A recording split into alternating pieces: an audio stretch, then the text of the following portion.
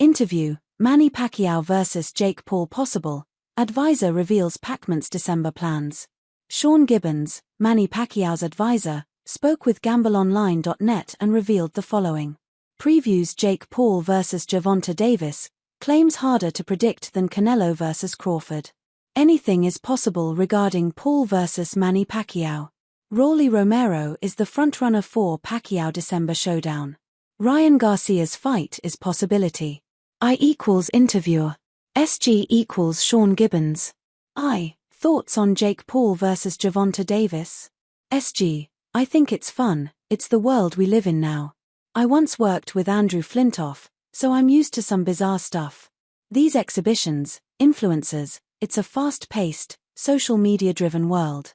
It's like watching someone jump off a 250-foot cliff just to see if they survive. I honestly don't know what to make of it. Pound for pound, Gervonta Davis is clearly the better fighter, but Jake Paul is bigger.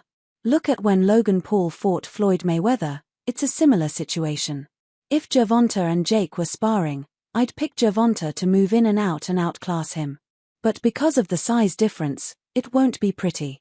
That said, I've seen fighters at 140 pounds spar guys at 190 pounds. It's not unusual. When your skill level is high enough, you can overcome a size gap. But size still matters. Just look at Canelo Alvarez vs Terence Crawford. I think Canelo would beat the **** out of Crawford.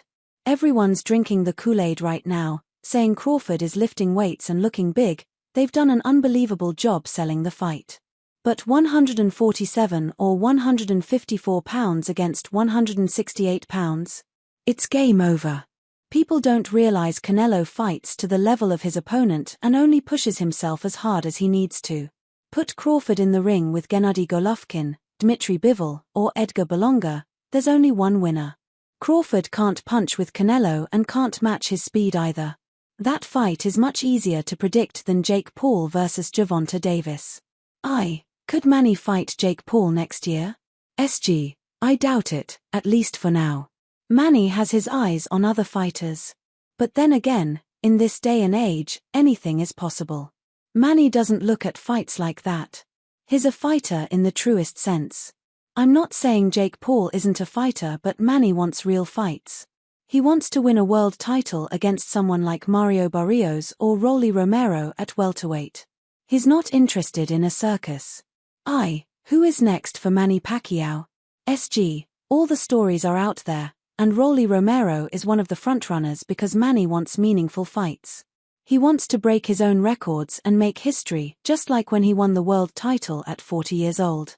He should have set a new record at 46, but that didn't happen. So now, the goal is to do it at 47. That's where things stand.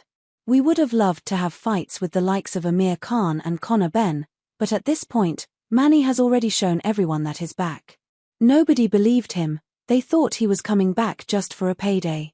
But no, he's back because he loves fighting. He's passionate about the sport and wants to make history. That's his mission now.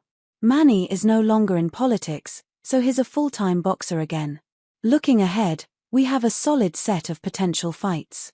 We take things one fight at a time, but based on how he performed on July 19th, he proved to everyone that he can still compete.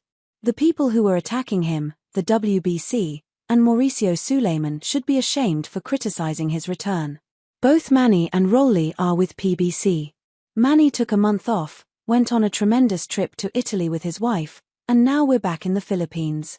We'll make some decisions and evaluate what's ahead for the rest of 2025 and into 2026. Could Ryan Garcia be next? SG: A fight with Ryan Garcia has been discussed, but he's a complicated guy to deal with. It's not out of the question, but it's difficult. If I had to name 3 fighters Manny could face next, honestly, I don't know. Rolly makes a lot of sense. I won't kid you, money always matters. This is prize fighting. But Manny wants to win titles and make history. Money isn't what's driving him. It comes with the reward, but what he really wants is another shot at a belt. Mario Barrios is a great guy, but unfortunately, he doesn't sell. He's not exciting and doesn't bring the kind of energy Romero brings. Rawley brings chaos, unpredictability. We missed out on Gervonta Davis, which would have been a huge fight, but now he's got a great opportunity with Jake Paul. We'll see how things play out in the next few weeks.